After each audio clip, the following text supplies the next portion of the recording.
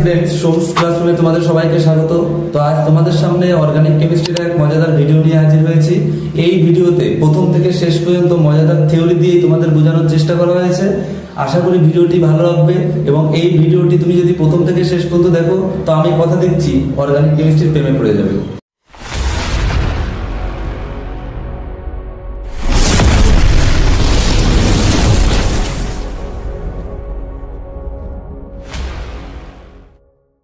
তো যাই হোক, চলো আগে আমরা জানবো যে অর্গানিক কেমিস্ট্রি তো পড়ি, তাহলে অর্গানিক কেমিস্ট্রির বিক্রিয়াটাই কি। এই বিক্রিয়াটা যদি না বুঝি তাহলে অর্গানিক কেমিস্ট্রির বিক্রিয়া কিন্তু করা যাবে না। তো আগে একটু ভালো করে জিনিসটা বুঝতে হবে যে বিক্রিয়া মানেটা কি। আচ্ছা, বিক্রিয়া মানে হচ্ছে যারা অংশগ্রহণ করবে বিক্রিয়ায় তাদের বলবো আমরা রিঅ্যাক্ট্যান্ট বা বিক্রিয়ক পদার্থ, আর বিক্রিয়ার ফলে যারা তৈরি হবে তাদের বলবো বিক্রিয়াজাত পদার্থ বা প্রোডাক্ট। এবার কথাটা হচ্ছে যে বিক্রিয়া আসলে জিনিসটা কি। আচ্ছা, বিক্রিয়া জিনিসটা হচ্ছে বিক্রিয়া যে অণুগুলো থাকবে তাদের মধ্যে বন্ড ব্রেকিং হবে, মানে তাদের মধ্যে যে বন্ধনগুলো থাকবে সেগুলো ভাঙবে এবং নতুন করে বন্ধন তৈরি হবে, এবং নতুন করে বন্ধন তৈরি হওয়ার ফলে যে যৌগ তৈরি হবে তাকেই আমরা বলবো হচ্ছে প্রোডাক্ট বা বিক্রিয়াজাত পদার্থ। That means bond breaking and bond forming বা making, this are known as reaction. তো রিঅ্যাকশন বা বিক্রিয়া মানে হচ্ছে বন্ধন ব্রেক হবে, ভাঙবে এবং বন্ধন তৈরি হবে, এটাই বিক্রিয়া। আর এটাই অনেকেই বুঝতে পারে না যে অ্যাকচুয়ালি বিক্রিয়াটা আমরা পড়ছি তো বিক্রিয়াটা জিনিসটা কি। অর্গানিক কেমিস্ট্রির বিক্রিয়াটা মানে কি? দেখো, অর্গানিক কেমিস্ট্রির বিক্রিয়া বলতে মনে করো অর্গানিক কেমিস্ট্রিতে 500 বিক্রিয়া আছে, সেই 500 বিক্রিয়াকে কেউ যদি 500 বিক্রিয়ার মতো পড়তে যায় তাহলে কিন্তু অর্গানিক কেমিস্ট্রিটা কিন্তু খুবই কঠিন হয়ে যাবে। তাহলে আমাদের কি করতে হবে, ওই 500টা বিক্রিয়াকে কিভাবে 50টি বিক্রিয়াতে আমাদের কনভার্ট করতে হবে। এটা আবার কিভাবে পসিবল? হ্যাঁ, এটাই পসিবল, অর্গানিক কেমিস্ট্রি এটাই মজা। 500 বিক্রিয়াকে আমি 50টা বিক্রিয়াতে কনভার্ট করব, দেন 50টা বিক্রিয়া করব, আমাদের 500 বিক্রিয়া কমপ্লিট। আর এটা আমি তোমাদের সামনে এই ভিডিওর মাধ্যমে দেখিয়ে দেব, বুঝিয়ে দেব যে কিভাবে আমাদের অর্গানিক কেমিস্ট্রির বিক্রিয়াটা আমাদের করতে হবে। তো দেখো, তো অর্গানিক বিক্রিয়া বা অর্গানিক যে রিঅ্যাকশনের ফরম্যাটটা কি, আগে ফরম্যাটটা একটু বলে দিই। দেখো, প্রথমে আমরা জানি যে একটা বিক্রিয়া শুরু করতে গেলে এখানে আমাদের বিক্রিয়ক পদার্থ বা রিঅ্যাক্ট্যান্ট নিতে হবে। তাহলে এখানে আমাদের যেটা নিতে হবে সেটা হচ্ছে বিক্রিয়ক পদার্থ। এটাকে আমরা বলবো হচ্ছে রিঅ্যাক্ট্যান্ট, এটাকে আমরা বলবো হচ্ছে রিঅ্যাক্ট্যান্ট, বিক্রিয়ক পদার্থ। এবার একটা কথা বলো, আর আমরা একটা পদার্থ দিয়ে কি আমরা কোনো বিক্রিয়াজাত পদার্থ তৈরি করতে পারবো? একটাই তো পদার্থ, তো এই পদার্থের সঙ্গে কিছু না কিছু এখানে মিশাতে হবে। সেই যে কিছু না কিছু মিশাবো সেই পদার্থের একটা নাম আছে, আর যার মধ্যে মিশাবো তারও একটা নাম। তাহলে যার মধ্যে মিশাবো সেটা হচ্ছে বিক্রিয়ক বা রিঅ্যাক্ট্যান্ট। আচ্ছা, অর্গানিক কেমিস্ট্রিতে এই বিক্রিয়ক পদার্থ বা রিঅ্যাক্ট্যান্টের একটা অন্য রকমের নাম আছে, আর ইনঅর্গানিক কেমিস্ট্রিতে বিক্রিয়ক পদার্থ বা এটাকে রিঅ্যাক্ট্যান্টই বলবো, আর অর্গানিক কেমিস্ট্রিতে এটার নাম হচ্ছে সাবস্ট্রেট, এটার নামই হচ্ছে সাবস্ট্রেট। এবার বিক্রিয়ক পদার্থ নিয়েছি, এর মধ্যে কোনো একটা পদার্থ মিশাতে হবে। এবার সেই কোনো একটা পদার্থের নাম কি? এটাই হচ্ছে আমাদের বিকারক পার্ট, বিকারক। এটাকে আমরা ইংলিশে বলবো রিএজেন্ট পার্ট, রিএজেন্ট। আচ্ছা, এইবার একটা জিনিস দেখো, বিক্রিয়ক পদার্থের সঙ্গে রিএজেন্ট পার্ট পরস্পর বিক্রিয়া করে বিক্রিয়াজাত পদার্থ এবার তৈরি হবে। এবার একবারে কিন্তু হ্যাঁ, এটা আমাদের অনেকেরই একটা কনসেপ্ট বা ধারণা কি থাকে, বিক্রিয়ক পদার্থের মধ্যে বিকারক পদার্থ দেওয়ার সাথে সাথে মানে অল ওভার সব বিক্রিয়া কমপ্লিট না, ওইরকম ভাবে হয় না। বিক্রিয়ার মেকানিজম আমরা পড়বো আস্তে আস্তে। তো সেখানে কি বলছে, বিক্রিয়ক পদার্থ বা সাবস্ট্রেটের সঙ্গে রিএজেন্ট পার্ট যখন বিক্রিয়া করে তখন একটা অন্তর্বর্তী বা ইন্টারমিডিয়েট কম্পাউন্ড ফর্ম করে, তৈরি হয়। এই ইন্টারমিডিয়েট ফর্মটা আমি এখন পড়বো না বা এখন দেখাবো না, এটা আমরা যখন রিঅ্যাকশন গুলো পড়বো তখন আমরা দেখিয়ে দেবো। তো এখানে একটা অন্তর্বর্তী যৌগ তৈরি হয়, তারপরে গিয়ে প্রোডাক্টটা তৈরি হবে। তাহলে এখানে তৈরি হবে হচ্ছে বিক্রিয়াজাত পদার্থ, এখানে হচ্ছে বিক্রিয়াজাত পদার্থ। এইবার এটাকে বলবো আমরা প্রোডাক্ট, এটাকে আমরা বলবো হচ্ছে প্রোডাক্ট। আচ্ছা, এইটুকু পর্যন্ত ক্লিয়ার হয়ে যাবে। ব্যাপারটা ভালো করে বুঝো। এই যে সাবস্ট্রেট পার্ট, এই সাবস্ট্রেট পার্ট এই জায়গায় কাকে কাকে নেব? এই জায়গায় নিতে হবে সমস্ত জৈব যৌগ, অর্থাৎ আমরা যাদের বিক্রিয়া করতে চাচ্ছি সেই বিক্রিয়া অর্থাৎ সাবস্ট্রেট গুলোকে আমাদের এখানে নিতে হবে। মনে করো কি কি হতে পারে এখানে সাবস্ট্রেট পার্ট গুলো কি কি হতে পারে? এই পার্ট গুলো অবশ্যই কিন্তু জৈব অণু বা জৈব যৌগ হতে হবে। এখানে অন্য কোনো জিনিস নিলে কিন্তু চলবে না, কারণ আমরা অর্গানিক কেমিস্ট্রির বিক্রিয়া করছি, তাহলে এখানে অর্গানিক যৌগ বা এখানে জৈব যৌগটা নিতে হবে। মনে করো এখানে কি নিচ্ছি? মিথেন, ইথেন, প্রোপেন, ঠিক আছে? এই টাইপের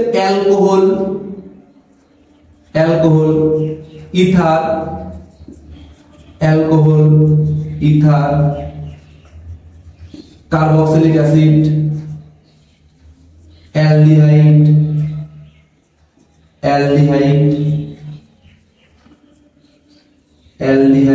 কিটোন। তো আশা করি আস্তে আস্তে বুঝতে পারছো যে এইখানে সাবস্ট্রেট পার্ট হিসেবে আমাদের নিতে হবে সমস্ত জৈব যৌগটি। এবার বিকারকের এখানে কি নিতে হবে? দেখো বিকারকের এই জায়গাটায় এখানে তুমি জৈব যৌগ পার্টটাও নেওয়া যেতে পারে, এখানে অজৈব যৌগ পার্টটাও নেওয়া যেতে পারে। বিকারকের এখানে কোনো প্রবলেম নেই, এখানে আমাদের বিকারকটা যেরকম ভাবে ঠিক দিয়ে দেবে বিক্রিয়ায় আমাদের সেইভাবে ব্যবহার করতে হবে। তো এটা জৈব যৌগ হতে পারে, এটা জৈব যৌগ হতে পারে অথবা অজৈব যৌগ হতে পারে, এটা। তো জৈব যৌগ অজৈব যৌগ এটা দুটোই হতে পারে। এবার একটা জিনিস দেখো, এই যে বিকারক, এই বিকারক হচ্ছে দুই প্রকার। এই বিকারকটা যারা বুঝতে পারবে তাদের ক্ষেত্রে অর্গানিক কেমিস্ট্রি একদম পুরো জলভাত, মানে তোমাকে রিয়েজেন্ট পার্টটা দিয়ে দেবে, সেই রিয়েজেন্ট পার্টের মধ্য থেকে তোমাকে আমি এখন যে দু টাইপসের বিকারক বা রিয়েজেন্ট আলোচনা করব, এই দুটো রিয়েজেন্ট যদি তুমি বের করতে পারো, সেই দুটো রিয়েজেন্ট দিয়ে বিক্রিয়া পদার্থকে কি করতে হবে? অ্যাটাক করাতে হবে। অ্যাটাক করাতে পারলে রিঅ্যাকশন কমপ্লিট। তাহলে দেখো এখানে বিকারকটা দুই প্রকার হতে পারে। একটা হচ্ছে কি ইলেকট্রোফাইল, এর থেকে ইলেকট্রোফিলিক রিয়েজেন্ট, ইলেকট্রোফিলিক রিয়েজেন্ট। আর একটা হচ্ছে কি নিউক্লিওফিলিক রিয়েজেন্ট, নিউক্লিওফিলিক রিয়েজেন্ট।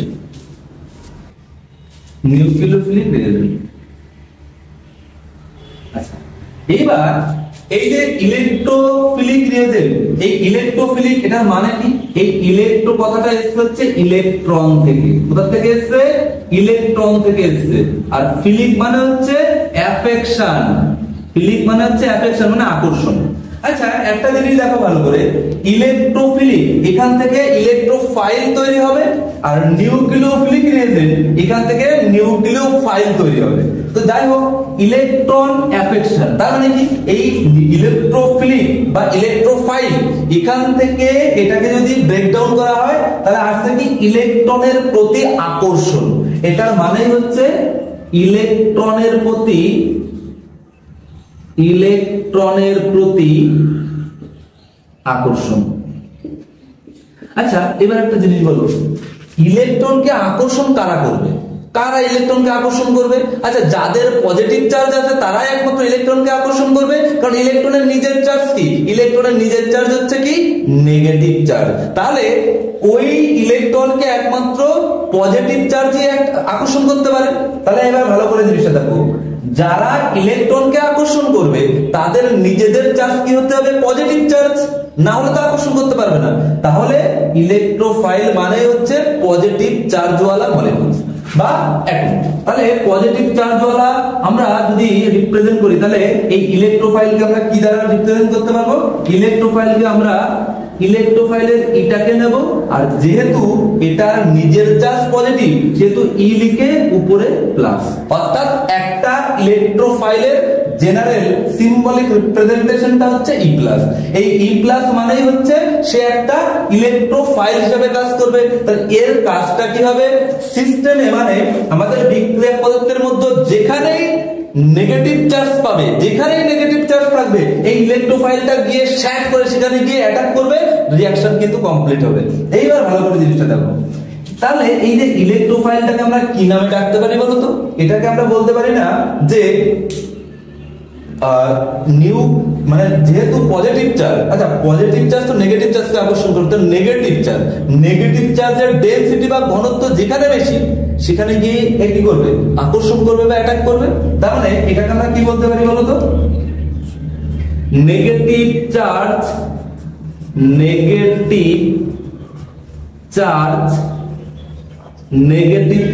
লাভার, এটাকে আমরা বলবো হচ্ছে নেগেটিভ চার্জ লাভার বা নেগেটিভ চার্জ লাভিং স্পেসিস। অর্থাৎ যারা নেগেটিভ চার্জকে ভালোবাসবে তাদেরই আমরা বলবো হচ্ছে কি ইলেকট্রোফাইল। গেল। এবার এই ইলেকট্রোফাইলের एग्जांपल গুলো কি হয়, এর एग्जांपल গুলো হবে হচ্ছে মনে করো H+ NO2+ Br, দেখো Br অনেকেই জানে কি Br মাইনাস, কিন্তু Br প্লাস হতে পারে, মানে হ্যালোজেন গুলো কিন্তু প্লাস হতে পারে, I+ Cl+। তো এই যে এই টাইপসের যে তোমার ইলেকট্রোফাইল গুলো আছে, এই ইলেকট্রোফাইল গুলো কোথায় যাবে, বিক্রিয়ক অর্থাৎ সাবস্ট্রেটের কাছে যাবে, সেখানে গিয়ে যেখানে নেগেটিভ চার্জ পাবে সেই নেগেটিভ চার্জে দিয়ে কি করবে, এই ইলেকট্রোফাইল গুলো কি করবে, অ্যাটাক করবে। তুমি যদি এই রিএজেন্ট পার্ট থেকে ইলেকট্রোফাইল অথবা আমি এখন যেটা পড়াবো নিউক্লিওফাইল, এই দুটো যদি বের করতে পারো রিঅ্যাকশন পুরো একদম খতম। দেখো তো এবার নিউক্লিওফাইল, আচ্ছা নিউক্লিওফাইলটাকে এবার আমরা কি করে রিপ্রেজেন্ট করব দেখো। আচ্ছা নিউক্লিওফাইল মানে হচ্ছে এই নিউক্লিও কথাটা কোথা থেকে এসেছে, নিউক্লিয়াস থেকে। আর ফিলিক মানে হচ্ছে অ্যাফেকশন, তার মানে কি ফিলিক মানে যদি অ্যাফেকশন হয় তাহলে এখানে কি হবে বলো তো, যে নিউক্লিয়াস অ্যাফেকশন মানে নিউক্লিয়াসের প্রতি ভালোবাসা। এবার আমি যদি বলি নিউক্লিয়াসে থাকে কোন চার্জ, নিউক্লিয়াসে থাকে হচ্ছে পজিটিভ চার্জ, তাহলে পজিটিভ চার্জকে আকর্ষণ করবে। এবার তাহলে বলো এই নিউক্লিওফিলিক থেকে যেটা বেরোবে সেটা হচ্ছে নিউক্লিওফাইল। আচ্ছা নিউক্লিওফাইল এটাকে আমরা যদি ব্রেক ডাউন করি কি আসছে, নিউক্লিয়াস অ্যাফেকশন মানে নিউক্লিয়াসকে আকর্ষণ করবে, নিউক্লিয়াসে থাকে হচ্ছে পজিটিভ চার্জকে আকর্ষণ করবে। আচ্ছা যে পজিটিভ চার্জকে আকর্ষণ করবে তারা নিজের প্রকৃতি কি হবে, নেগেটিভ চার্জ। তাহলে আমরা বুঝতে পারছি নিউক্লিওফাইল এর নিজের চার্জ হবে নেগেটিভ চার্জ। তাহলে এই নিউক্লিওফাইলটাকে আমরা শর্টে কিভাবে প্রকাশ করতে পারি, Nu-, এটাই হচ্ছে নিউক্লিওফাইলের সিম্বলিক রিপ্রেজেন্টেশনটা। এবার এই নিউক্লিওফাইলের নিজের চার্জ নেগেটিভ, ওই জন্য এইখানে এইবার এই নিউক্লিওফাইলটা এই বিক্রিয়া বা রিএজেন্ট বা এই তোমার সাবস্ট্রেট পার্টে চলে আসবে, এর মধ্যে এসে দেখবে কোথায় কোথায় পজিটিভ চার্জ আছে, যেখানেই পজিটিভ চার্জ পাবে সেখানে এই নিউক্লিওফাইলটা গিয়ে অ্যাটাক করবে, অ্যাটাক করে তার সঙ্গে যুক্ত হবে, নতুন প্রোডাক্ট তৈরি করবে, দ্যাট মিন্স বিক্রিয়া কমপ্লিট।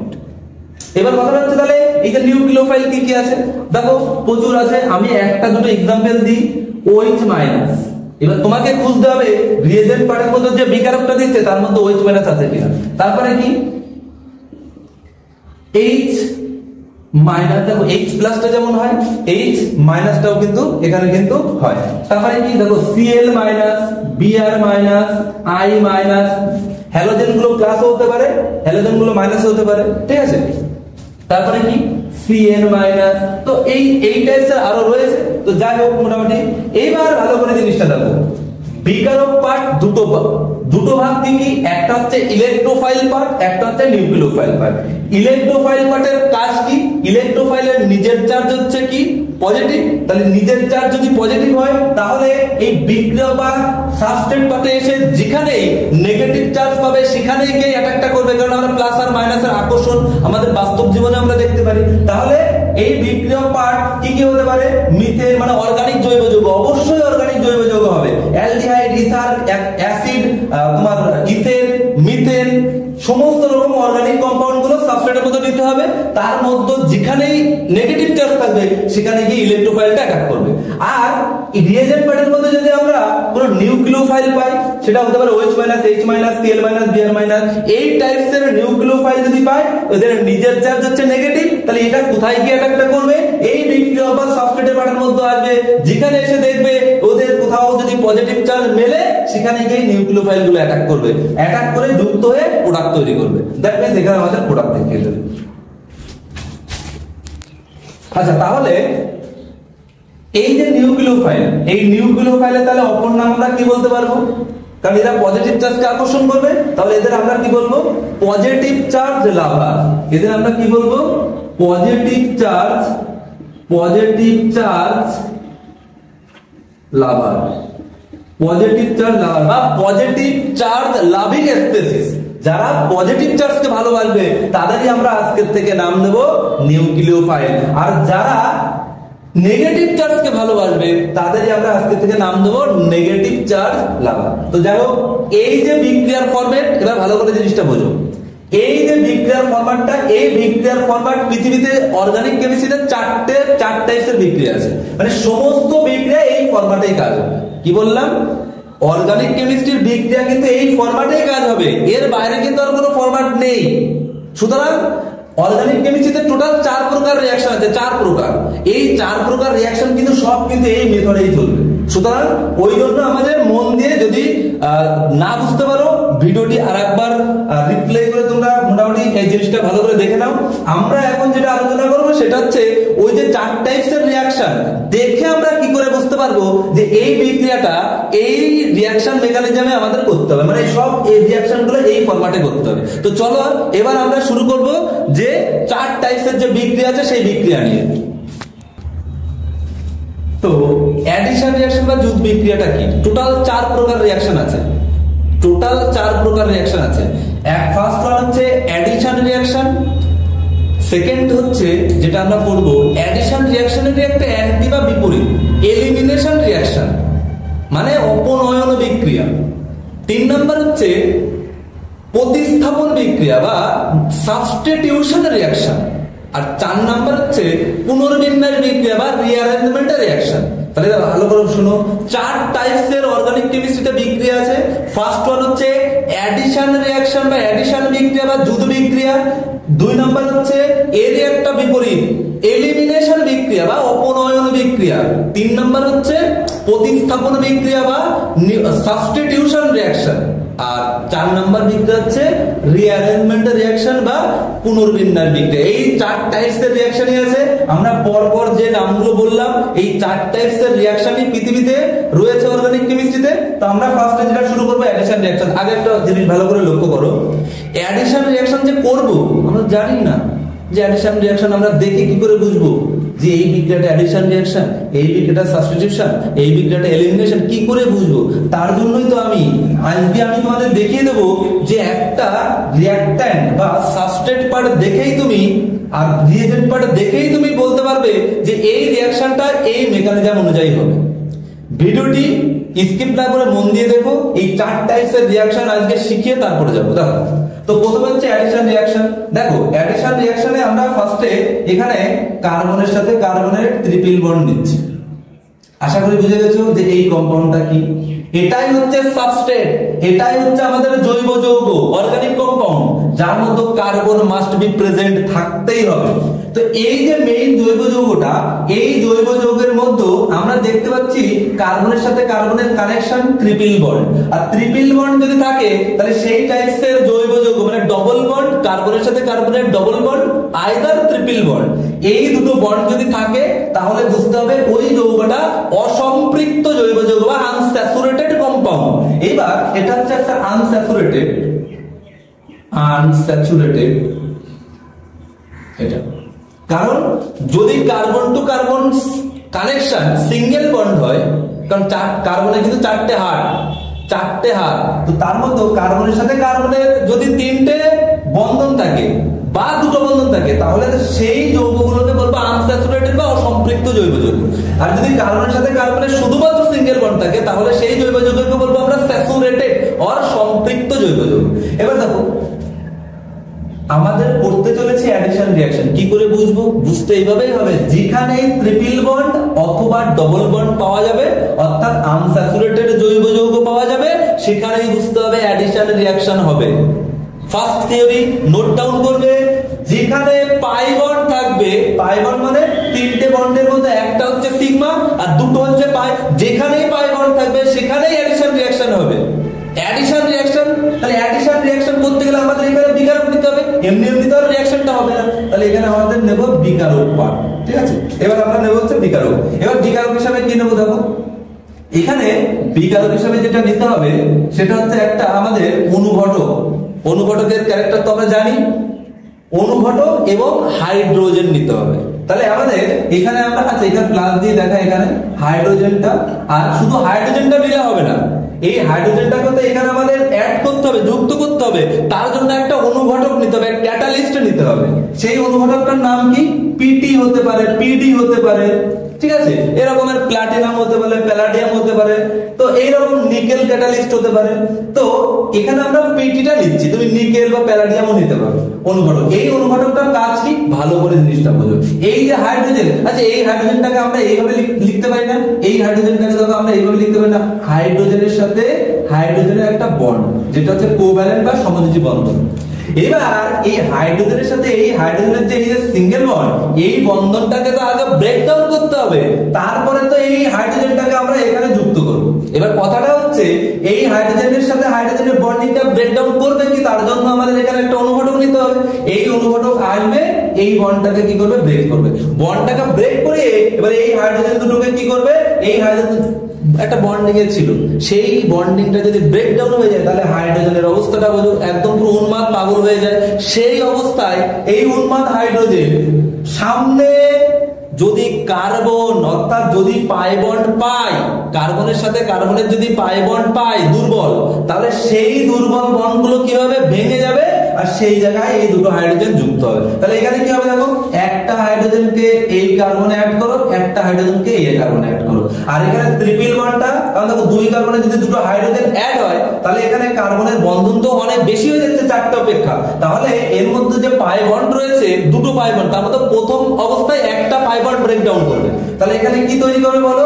কার্বন, এখানে আগে তিনটে বন্ড ছিল, দুটো বন্ড করে দিলাম, একটা হাইড্রোজেন ছিল এখানে দিলাম, একটা হাইড্রোজেন ডান দিকে ছিল, আর দুটো হাইড্রোজেনকে এখানে ঝুলিয়ে দেওয়া, মানে বন্ধন হয়ে গেল, ব্যাস রিঅ্যাকশন কমপ্লিট।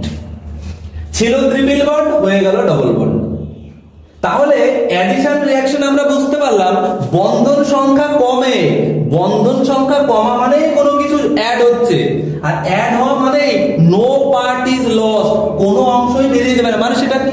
হাইড্রোজেনের পুরোটাই এখানে কি হলো? অ্যাড হয়ে গেল, কোনো বাই প্রোডাক্ট তৈরি হলো না, এখানে অন্য আর কোনো কিছু তৈরি হলো না, মানে পুরোটাই এখানে অ্যাড হয়ে গেল। আচ্ছা এবারে দেখো, যত সময় পাই বন্ড থাকবে তত সময় অ্যাডিশন রিঅ্যাকশন হবে। কি বললাম? যত সময় পাই বন্ড থাকবে তত সময় অ্যাডিশন রিঅ্যাকশন হবে। তাহলে এখানে আবার কিন্তু অ্যাডিশন রিঅ্যাকশন হবে, আবার আমরা এখানে হাইড্রোজেন যোগ করব, তার সাথে একটা অনুঘটক লাগিয়ে দেবো এখানে। তাহলে আবার কি হবে? এই দুটো হাইড্রোজেন, এবার দেখো আমরা যদি একটু উপরে এইভাবে লিখি তাহলে কি হবে? এই হাইড্রোজেনটা এই কার্বনে অ্যাড হবে, এই কার্বনটা এই হাইড্রোজেনটা এই কার্বনে অ্যাড হবে, আর তাহলে ডবল বন্ডটা কি হবে? আমরা শিখলাম কি, দুটো হাইড্রোজেন যদি যুক্ত হয় দুটো কার্বনে, তাহলে একটা বন্ধন যেটা পাই বন্ধন, যেটা দুর্বল, যেটা উইক, সেই বন্ধনটা অবশ্যই ভাঙতে হবে। তাহলে এখানে কি হবে বলো? কার্বন টু কার্বন ছিল ডবল বন্ড, হয়ে গেল সিঙ্গেল বন্ড, এই দুটো হাইড্রোজেন তো সবার ক্ষেত্রেই ছিল, দিয়ে দিলাম, আর উপরে গিয়ে এই দুটো হাইড্রোজেন আমাদের অ্যাড হলো, সিঙ্গেল বন্ড হয়ে গেল। আর কিন্তু সম্ভব নয় অ্যাডিশন রিঅ্যাকশন, কারণ এখানে আর কোনো পাই বন্ড নেই, তার জন্য এখানে আর কোনো অ্যাডিশন রিঅ্যাকশন হবে না। এইবার কথাটা দেখো ভালো করে, এখানে কি ঘটনা ঘটলো? অর্গানিক কেমিস্ট্রি এখানে কি একটা ঘটনা ঘটে গেল? ছিল কি আনস্যাচুরেটেড, হয়ে গেল স্যাচুরেটেড, অর্থাৎ সিঙ্গেল বন্ড। তাহলে আমরা একটা জিনিস শিখলাম, ট্রিপল বন্ড থেকে ডবল বন্ড, ডবল বন্ড থেকে সিঙ্গেল বন্ড একমাত্র অ্যাডিশন রিঅ্যাকশনেই করা যায়। তাহলে অ্যাডিশন রিঅ্যাকশনে বন্ধন সংখ্যা কমানো যায়। আর অ্যাডিশন রিঅ্যাকশন মানে কি, যেখানেই পাই বন্ড থাকবে সেখানেই অ্যাডিশন রিঅ্যাকশন হবে। একটা জিনিস এবার বুঝো ভালো করে, যেটা নিট জয়েন্ট লেভেলে যেটা আসে, যে ডেল্টা এইচ মানে তাপের পরিবর্তন, ডেল্টা এস মানে এনট্রপি পরিবর্তন, এই দুটো টার্ম কি? এখান থেকে একদম সিম্পল জিনিস দেখো। আচ্ছা তাহলে একটা জিনিস আমরা তো বলতেই পারি যে অ্যালকিন মানে ডবল বন্ড অথবা অ্যালকাইন মানে ট্রিপল বন্ড, এরা যেখানেই থাকবে সেখানেই অ্যাডিশন রিঅ্যাকশন হবে।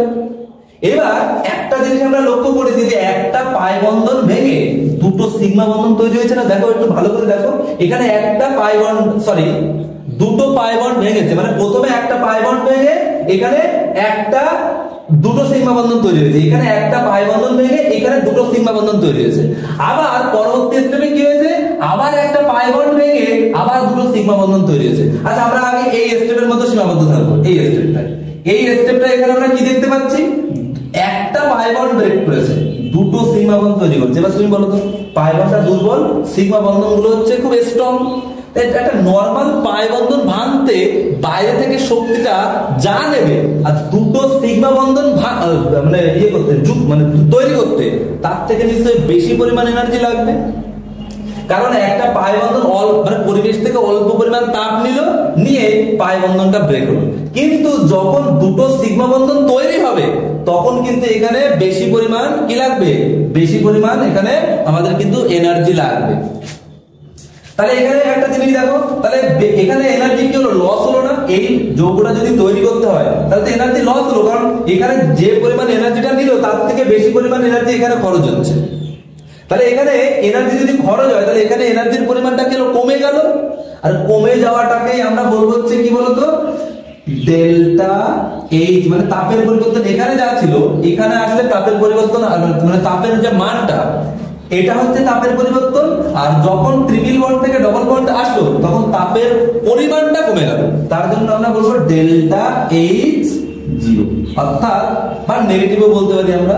এখানে কমে গেল আর জিরোর থেকে সব থেকে নেগেটিভটা বলাই ভালো হবে, নেগেটিভ। অর্থাৎ ডেল্টা এইচ এর মান কত বলো তো, নেগেটিভ। তাহলে ডেল্টা এইচ এর মান নেগেটিভ হয়ে যাচ্ছে অ্যাডিশন রিঅ্যাকশনের ক্ষেত্রে, কারণ ট্রিপল বন্ড থেকে ডবল বন্ড হলে একটা পাই বন্ধন ব্রেক করার জন্য যতটা এনার্জি নেবে দুটো সিগমা বন্ধন তৈরি হওয়ার জন্য তার থেকে বেশি এনার্জি খরচ হবে। তাহলে সেক্ষেত্রে তাপের কি হচ্ছে, পরিবর্তন হচ্ছে, তাপটা কমে যাচ্ছে, কমে গেলে ডেল্টা এইচ নেগেটিভ। আবার এখানে এই স্টেপ থেকে এই স্টেপে দেখো, এই স্টেপ থেকে এই স্টেপে আসলে এখানেও দেখো একটা পাই বন্ড ব্রেক করেছে, দুটো সিগমা বন্ড তৈরি হয়েছে।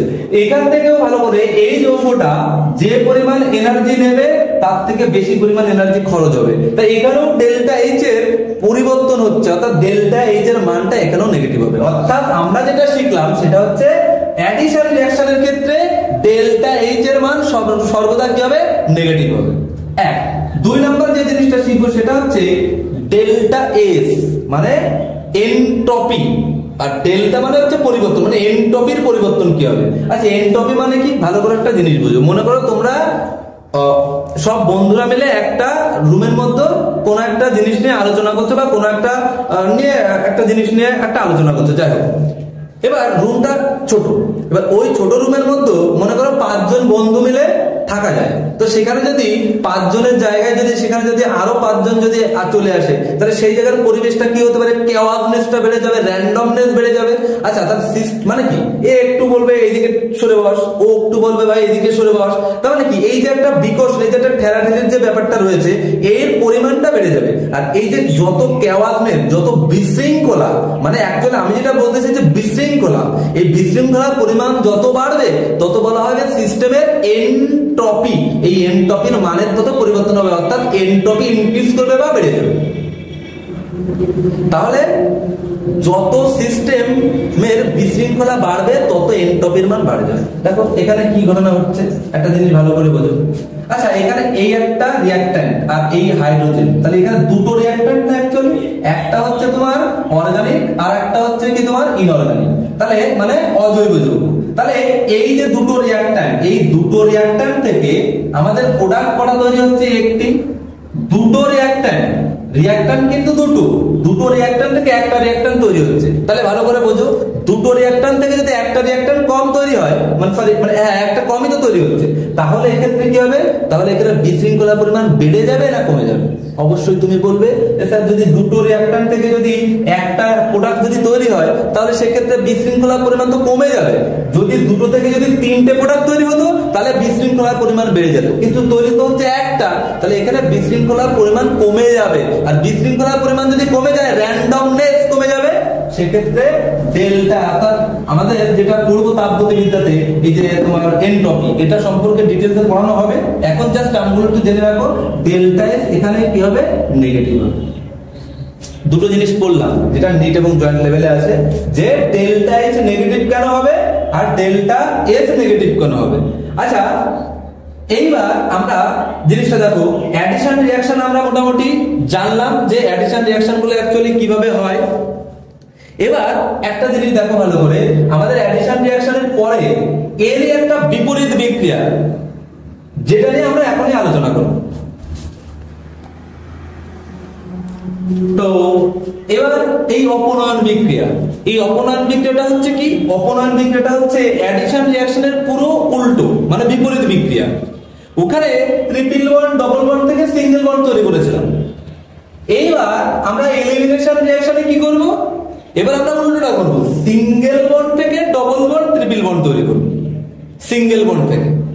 তাহলে উল্টো হয়ে গেল না, পুরো বিপরীত হয়ে গেল।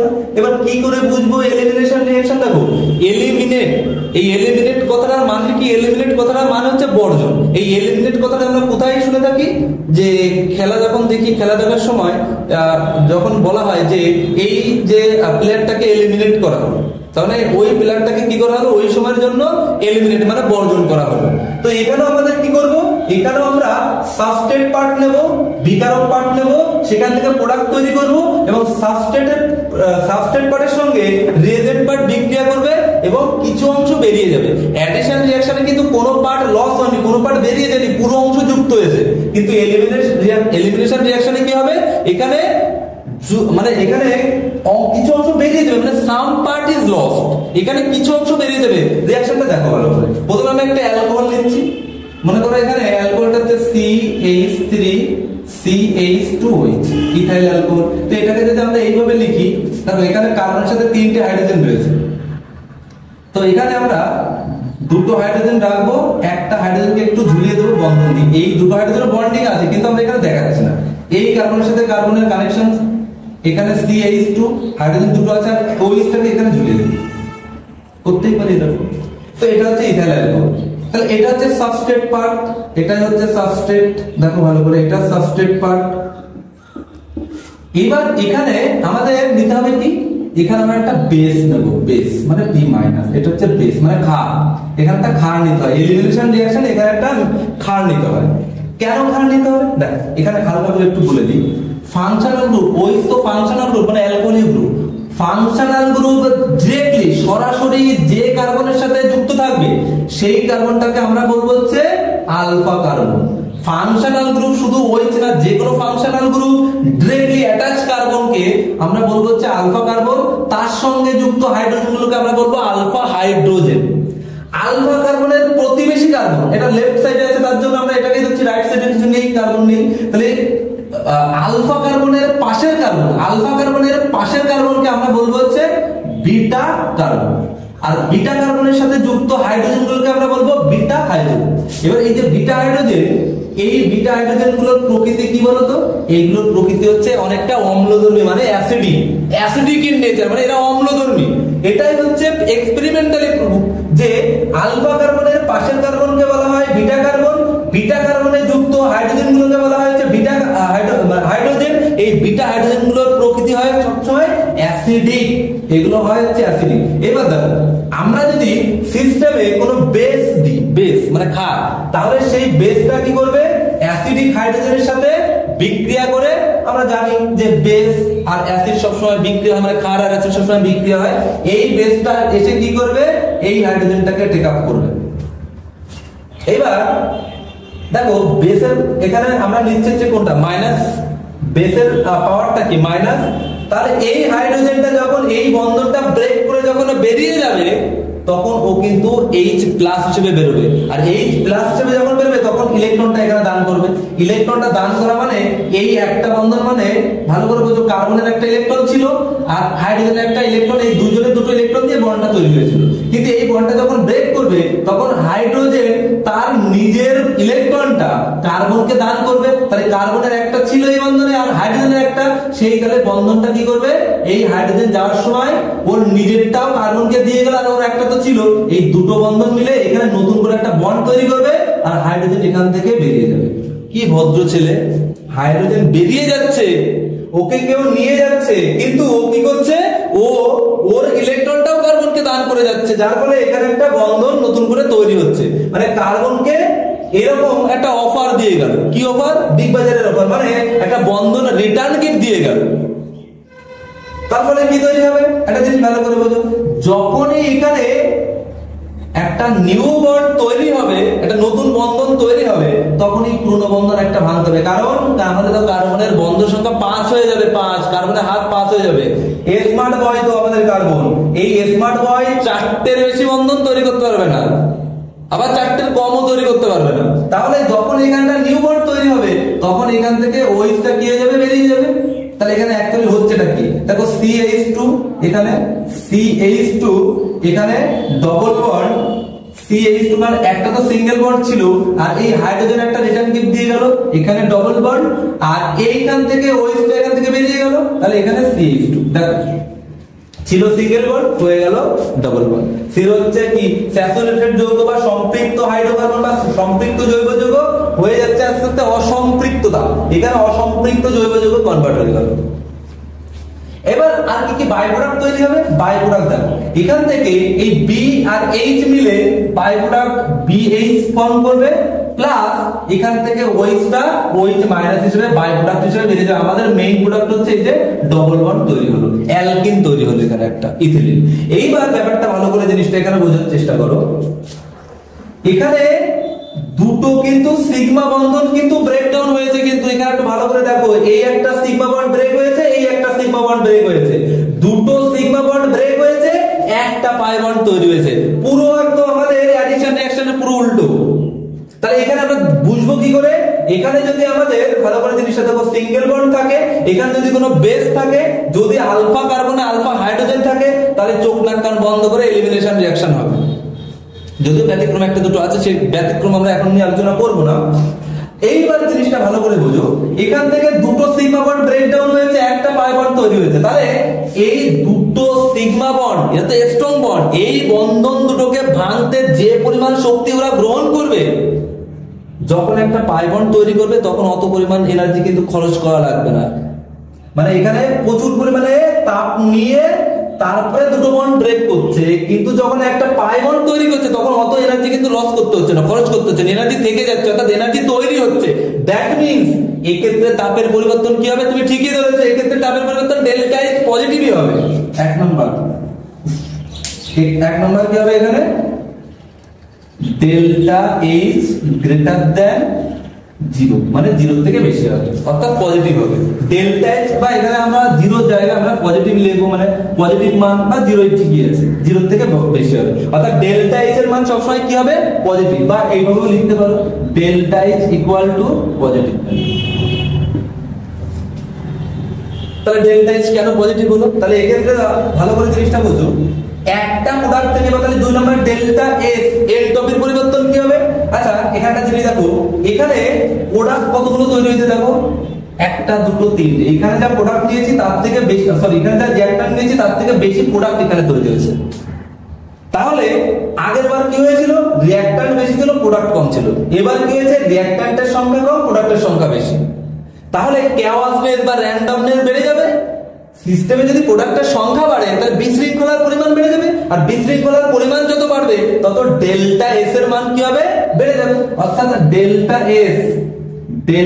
এস ইকুয়াল টু এখানেও পজিটিভ হবে বা 0 থেকে বেশি হবে ডেল্টা এস। ব্যাস আমাদের পুরো সিস্টেম বোঝা গেল। এবার তোমাকে একটা এক্সাম্পল দেবো, সেই এক্সাম্পলে তোমাকে দেখিয়ে দেবো যে কেন অপনয়ন বিক্রিয়া করতে গেলে বেশি তাপ দিতে হয়। কারণ এখানে দুটো দুটো সিগমা বন্ধন এখানে ব্রেকডাউন করতে হবে, দুটো সিগমা বন্ড যদি ব্রেকডাউন করতে হয় তাহলে এখানে বেশি এনার্জি দিতে হবে, না হলে কিন্তু অপনয়ন বিক্রিয়া হবে না। যেমন আমরা একটা বিক্রিয়া দেখবো যে CH3 অ্যালকোহল CH2OH, এই অ্যালকোহলের মধ্যে যদি আমরা কনসেন্ট্রেটেড মানে গাঢ় H2SO4 দেওয়া হয়, H2SO4 সালফিউরিক অ্যাসিড, তাহলে এখানে থেকে কি হবে দেখো, এই ওইচটা, আচ্ছা এটা তো দেখিয়ে দিলাম এখানে অ্যাকচুয়ালি, এই ওইচটা অর্থাৎ বিটা কার্বন থেকে হাইড্রোজেন আর আলফা কার্বন থেকে ফাংশনাল গ্রুপ মানে ওইচ, এই দুটো জিনিস বেরিয়ে যাওয়ার ফলে ডবল বন্ড তৈরি হবে। তাহলে এখানে কি তৈরি হবে বলো, এখানে সি, এখান থেকে বিটা কার্বন থেকে একটা হাইড্রোজেন আর আলফা কার্বন থেকে সবসময় ফাংশনাল গ্রুপ বেরোবে। এই হচ্ছে অপনয়ন বিক্রিয়ার গল্প। কি বললাম, আলফা কার্বন থেকে ফাংশনাল গ্রুপ আর বিটা কার্বন থেকে কি বেরোবে সবসময়, বিটা হাইড্রোজেন। তাহলে এই যে বিটা হাইড্রোজেন এবং আলফা কার্বন থেকে ওইচটা বেরিয়ে গিয়ে এখানে ডবল বন্ড পড়বে, আর এখানে যা যা তৈরি হয় মোটামুটি, তাহলে এখানে কি তৈরি হবে বলতো, এখান থেকে OH নেগেটিভটা তৈরি হবে, OH নেগেটিভ। আর এখানে আমরা যদি কোনো বেস দিই সেটা আমরা রিঅ্যাকশনের সময় আমরা বুঝিয়ে দেবো। এবার কথাটা হচ্ছে এখানে টেম্পারেচার, যেটা আমি বুঝাতে চাইছি, টেম্পারেচার এখানে লাগবে হচ্ছে 170, অর্থাৎ 165 থেকে 170 ডিগ্রি তাপমাত্রা এখানে দিতে হবে। এই তাপটা অনেকটাই বেশি, কারণ এখানে দুটো বন্ধন ব্রেকডাউন হবে, তার জন্য এখানে বেশি পরিমাণ তাপ দিতে হবে। আবার যদি আমরা এখানে এই একই জিনিস নিয়ে যদি আমরা এখানে 140 ডিগ্রি সেন্টিগ্রেড তাপমাত্রা দিই, তাহলে কিন্তু এই ডবল বন্ড তৈরি হবে না, অর্থাৎ সেক্ষেত্রে অপনয়ন বিক্রিয়া হবে না, সেক্ষেত্রে প্রতিস্থাপন বিক্রিয়া হবে। ঠিক আছে, তো প্রতিস্থাপন বিক্রিয়ায় কি তৈরি হবে সেটা আমাদের একটু পরেই আসছি। তাহলে একটা জিনিস দেখো, টেম্পারেচারটা কতটা ফ্যাক্টর, সেক্ষেত্রে 140 ডিগ্রি সেন্টিগ্রেড তাপমাত্রা দিলে অপনয়ন হচ্ছে, 140 ডিগ্রি দিলে সেক্ষেত্রে প্রতিস্থাপন বিক্রিয়া হচ্ছে। তো চলো আমাদের সেকেন্ড রিঅ্যাকশন কমপ্লিট, এবার থার্ড যেটা আমরা নিয়ে আলোচনা করব সেই বিক্রিয়াটা নিয়ে এবার আমরা দেখব। সাবস্টিটিউশন রিঅ্যাকশন বা প্রতিস্থাপন বিক্রিয়াটা কি। তো আগে চলো দেখা যাক একটা উদাহরণের মাধ্যমে বিষয়টি বোঝা যাক। তো মনে করো তুমি একটা বিয়ে বাড়িতে গেলে, সেখানে যাওয়ার পর যে খাওয়ার যেখানে আইটেমটা রয়েছে, তো সেখানে গিয়ে দেখলে 50টা চেয়ার বা আছে সেখানে, তো 50টা চেয়ারে 50 জন ব্যক্তি অলরেডি বসে আছে, কিন্তু তার পাশে চেয়ারগুলো ফাঁকা আছে। এবার তুমি খুব বিজি মানুষ, তোমার অনেক মিটিং আছে, তো সেখানে তুমি যেতে চাও, কিন্তু যাওয়ার পরে দেখলে খাওয়ার জায়গায় সেখানে কোনো তোমার ফাঁকা জায়গা নেই।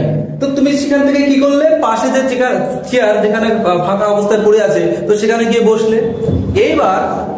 এবার তুমি মনে মনে একটা জিনিস ভাবছো যে না, আমার তো মিটিং আছে, আমার সেখানে যেতে হবে, তাহলে কি করা যায়। হঠাৎ করে ভাবতে ভাবতে সামনের দিকে তাকিয়ে দেখলে যে সামনের কোনো একটা সিটে তোমার বন্ধু এখানে বসে আছে।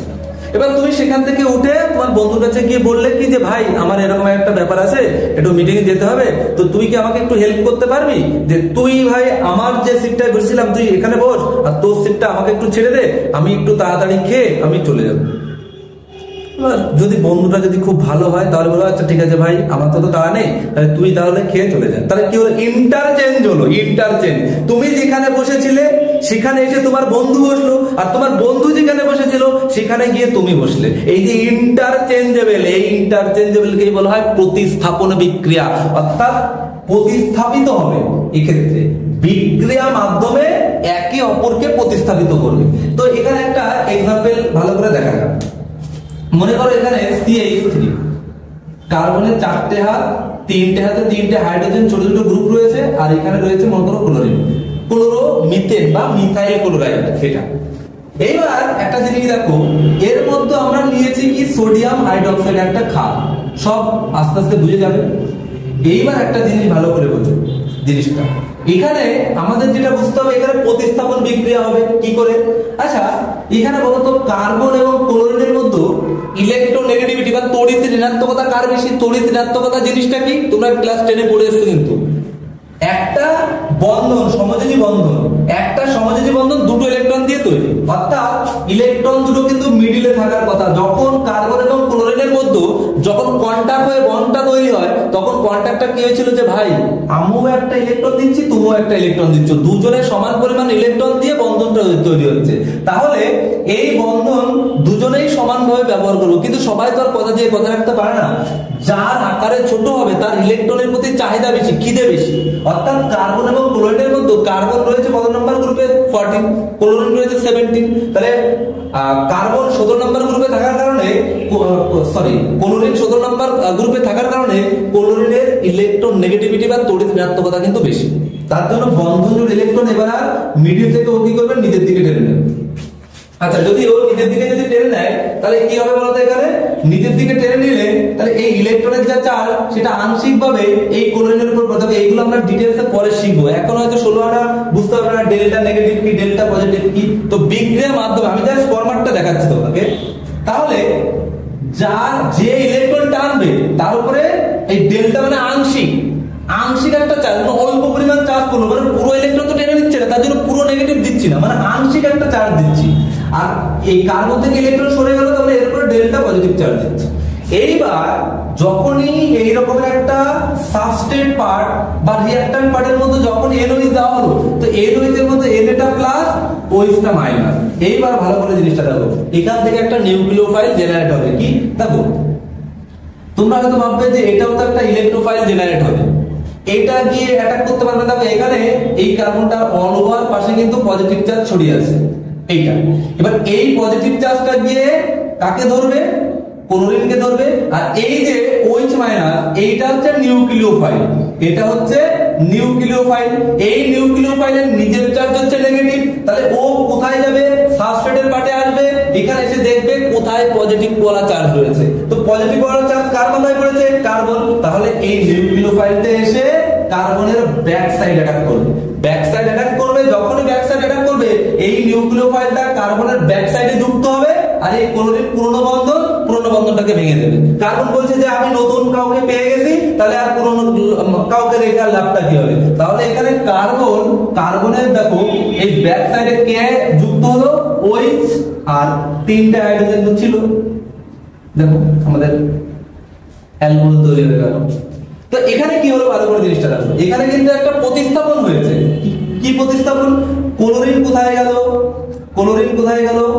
OH এর জায়গায়, আর OH কোথায় আসলো? ক্লোরিনের জায়গায়। প্রতিস্থাপন হয়েছে না? ক্লোরিন কোথায় গেল? OH এর জায়গায়, আর OH-টা কোথায় আসলো? ক্লোরিনের জায়গায়। দেখো OH-টা কোথায় আসলো? এখানে ছিল ক্লোরিন, আমি একটু ঘুরিয়ে লিখলাম যৌগটা যদিও। তাহলে ক্লোরিনের জায়গায় OH লিখেছি, আর OH এর জায়গায় ক্লোরিনকে লিখেছি। তার মানে এটা কি একটা প্রতিস্থাপন বিক্রিয়া। তো এই প্রতিস্থাপন বিক্রিয়া আমরা এই টাইপের, অর্থাৎ হ্যালো অ্যালকেন বলা হয়। এই হ্যালো অ্যালকেন, আর এটা হচ্ছে আমাদের ক্ষার, মানে সোডিয়াম হাইড্রোক্সাইড। তো এই ধরনের জিনিসপত্র দেখলেই আমরা বুঝে যাবো এটা হচ্ছে কি বিক্রিয়া? প্রতিস্থাপন বিক্রিয়া। এর অনেকটা পার্ট আছে, আমরা যখন বিক্রিয়া নিয়ে আলোচনা করব তখন এই জিনিসগুলো আরো পুরো ফুললি ক্লিয়ার হবে। যাই হোক, ভিডিওর লেন্থটা অনেক বড় হয়ে যাচ্ছে। তো আরেকটা টাইপের যে বিক্রিয়া আছে রিঅ্যারেঞ্জমেন্ট বিক্রিয়া, পুনর্বিন্যাস বিক্রিয়া। ওই বিক্রিয়াটা কি হবে? একটা অণুর মধ্যে নিজেদের মধ্যে বন্ধন ভেঙে এবং নতুন করে বন্ধন তৈরি করে প্রোডাক্ট তৈরি করবে। মানে নিজেদের মধ্যে কি হবে? কেউ বন্ধন ভাঙবে, কোন একটা বন্ধন ভাঙবে, আবার ওই একই যৌগের মধ্যে নতুন একটা বন্ধন তৈরি হবে। তাহলে এই একই যৌগের মধ্যে বন্ধন ভাঙছে, আবার একই যৌগের মধ্যে বন্ধন তৈরি হচ্ছে, যার ফলে একটা নতুন ধর্ম বিশিষ্ট একটা উৎপন্ন পদার্থ তৈরি হচ্ছে। এই যে বিক্রিয়াটা, এই বিক্রিয়াটাকে আমরা বলবো রিঅ্যারেঞ্জমেন্ট বিক্রিয়া বা পুনর্বিন্যাস বিক্রিয়া। তো এই বিক্রিয়াটায় রিঅ্যাক্ট্যান্ট এবং প্রোডাক্ট এদের মলিকুলার যে ফর্মুলা সেটা কিন্তু সেম থাকে, মানে এদের আণবিক যে সংকেত, মানে আণবিক সংকেত কিন্তু সেম, মানে একই থাকে।